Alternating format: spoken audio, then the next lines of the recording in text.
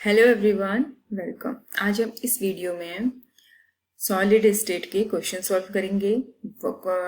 Intex question solve करेंगे। 1.1 से 1.4 तक के क्वेश्चन हम ऑलरेडी डिस्कस कर चुके हैं। आज हम इस वीडियो में क्वेश्चन नंबर 1.5 से क्वेश्चन नंबर 1.10 तक सॉल्व करेंगे। तो चलिए स्टार्ट करते हैं। टोटल 6 क्वेश्चन हम इस वीडियो में आज सॉल्व करने वाले हैं।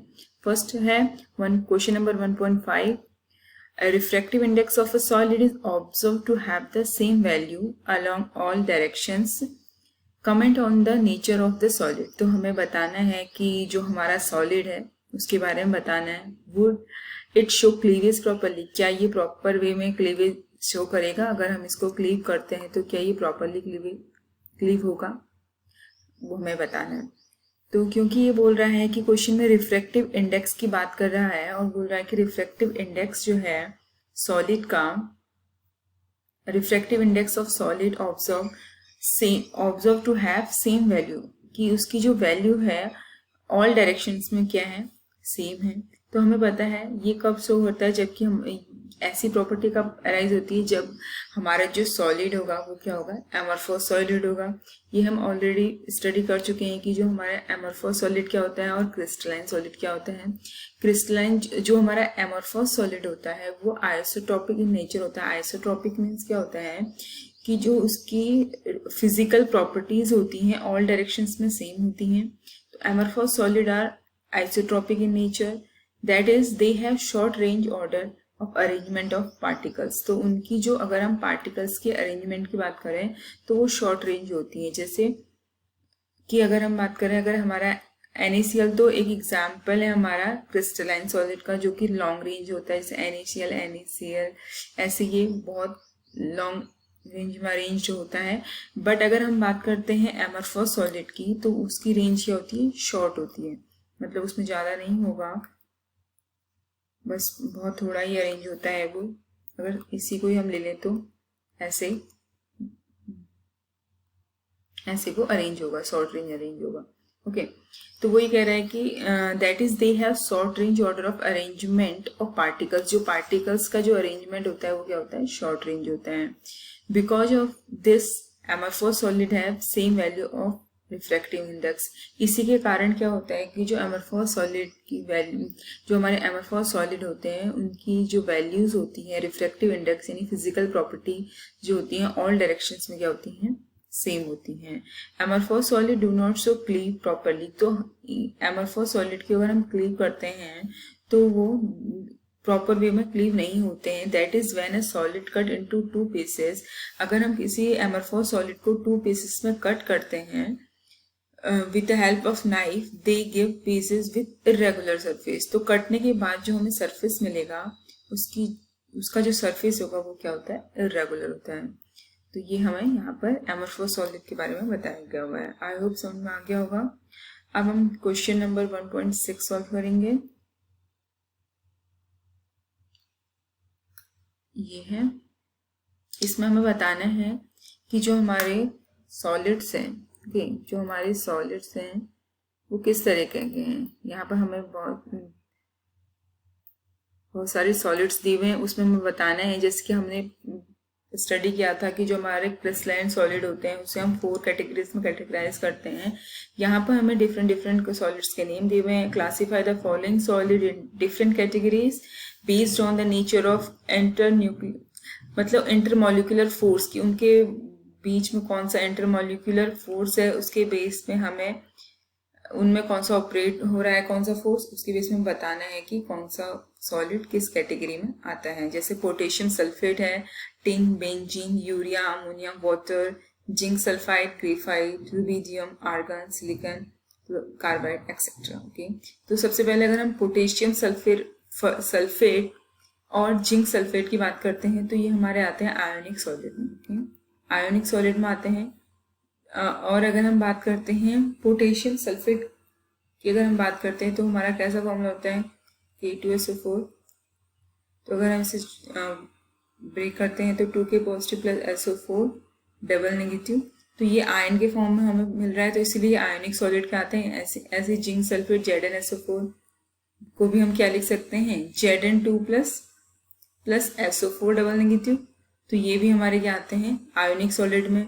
ऐसे मॉलिक्यूलर सॉलिड की बात करते हैं तो बेंजीन, यूरिया, जो एटम से मिलके बेंजीन एटम्स से मिलके मॉलिक्यूल तैयार होता है, इसलिए मॉलिक्यूलर सॉलिड के अंदर ये बेंजीन आ जाएगा, urea, water, argon, ammonium, these all solid are the example of molecular solid. अगर हम बात करते हैं मेटेलिक सॉलिड, तो टिन और रुबीडियम हमारा क्या है मेटल है, तो इसलिए ये किसके अंदर आएगा मेटेलिक सॉलिड के अंदर।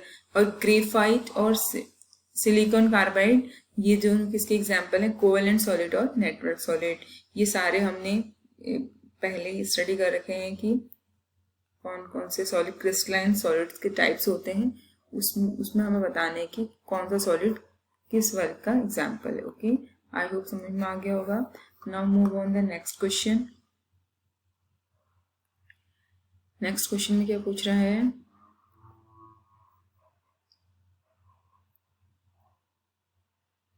इस क्वेश्चन में क्या है कि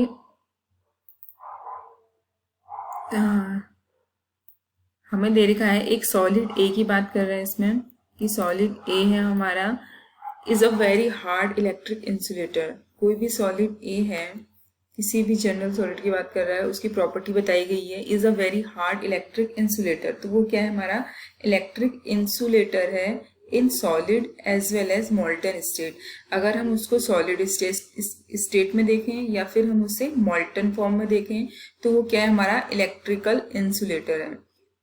and melt eight extremely high temperature, अगर हमें उसे मेल्ट करना है तो एक्सट्रीमली हाई हमें टेम्परेचर देना होता है। What type of solid it is, तो ये टाइप किस टाइप का हमारा सॉलिड है। ओके, तो इसका आंसर क्या हो जाएगा, क्योंकि the given properties are the properties of covalent और नेटवर्क सॉलिड। जैसे कि हमने स्टडी किया हुआ है कि कोवेलेंट सॉलिड क्या होता है और नेटवर्क सॉलिड क्या होता है।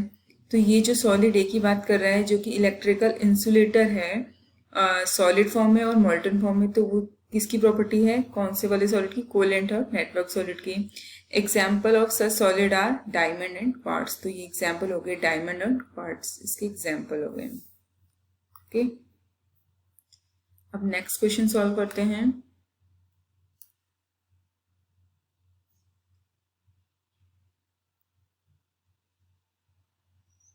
नेक्स्ट क्वेश्चन है हमारा, यहां पर हमसे पूछ रहा है क्या, आयनिक सॉलिड की बात कर रहा है कि हमारा जो आयोनिक सॉलिड है conduct electricity in molten state. Okay, ionic solids conduct electricity in molten state but not in solid state, explain। तो हमारे जो आयोनिक सॉलिड है उसकी बात कर रहा है कि जो वो इलेक्ट्रिसिटी को कंडक्ट करता है मॉल्टन फॉर्म में, यानी जब हम इसको हीट करते हैं उसके बाद जो हमें स्टेट मिलती है उसमें ये इलेक्ट्रिसिटी को कंडक्ट करता है। बट सॉलिड फॉर्म की अगर हम इसकी बात करते हैं तो वो इसमें इलेक्ट्रिसिटी को कंडक्ट नहीं करता है। वाई, इसका आंसर है इन ionic compound electricity is conduct bye ions. अगर हम बात करते हैं कि किसी भी आयोनिक सॉलिड की बात करते हैं तो उसमें इलेक्ट्रिसिटी कैसे प्रोवाइड होती है, बाय आयंस के द्वारा। इन सॉलिड, अगर हम बात करें सॉलिड स्टेट की, ions are held together by the strong electrostatic force of attraction. जो हमारा आयोनिक सॉलिड स्टेट में आयन जो होते हैं वो एक दूसरे से बंधे होते हैं स्ट्रॉन्ग इलेक्ट्रोस्टैटिक फोर्स के द्वारा of attraction, so they are not free to move. इसीलिए वो जो हमारे आयंस हैं वो मूव करने के लिए फ्री नहीं है about with in the solid. Solid में वो फ्रीली मूव नहीं कर सकते हैं। Hence ionic solid do not conduct electricity in solid state. इसलिए हम कह सकते हैं कि जो हमारे आयोनिक सॉलिड होते हैं वो इलेक्ट्रिसिटी कंडक्ट नहीं करते हैं किस फॉर्म में, सॉलिड स्टेट में। लेकिन जब हम इसे हीट करते हैं, यानी अगर हम बात करें मॉल्टन स्टेट की, while in molten state ion are free, वहां पर हमारे आयन जो होते हैं जो पहले पास पास बंधे थे सॉलिड फॉर्म में, अब वो दूर दूर हो जाते हैं, इसीलिए वो मूव करने के लिए क्या होते हैं, तैयार होते हैं। While in molten state ion are free to move, इसलिए वो इजिली फ्री मूव कर सकते हैं एंड कंडक्ट इलेक्ट्रिसिटी, और वो क्या कंडक्ट करते हैं, इलेक्ट्रिसिटी को कंडक्ट करते हैं इन मॉल्टन स्टेट।